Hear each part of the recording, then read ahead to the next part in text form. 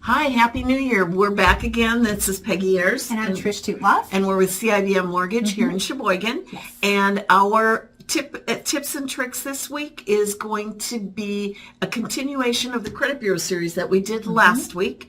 And what we're going to talk about today, we've had good news this year, in 2022, last year, about medical collections and how the credit bureaus can treat those. So Trish, do you want to... Yeah, so as of, we've talked about this before, like Peggy said, but as of July 1st of 2022, if you pay your medical collections off, it will be removed immediately from your credit report, which means, well, it might take a month or two for the, credit to actually report. But what that means is that your credit should recover a lot quicker than it would have in the past, because that collections would have stayed on there even though you paid it.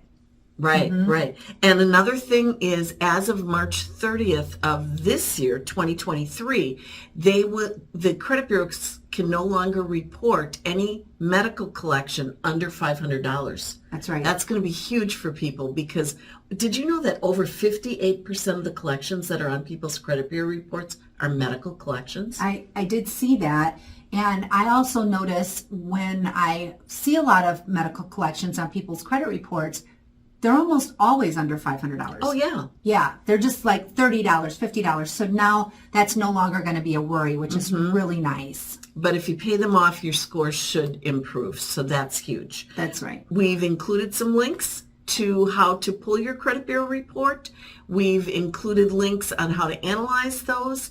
So take advantage of those. If you have any questions at all, feel free to give Trish or I a call. We'll be happy to sit down and talk with you. That's right. Thanks. Thanks. Have See a you great next day. time.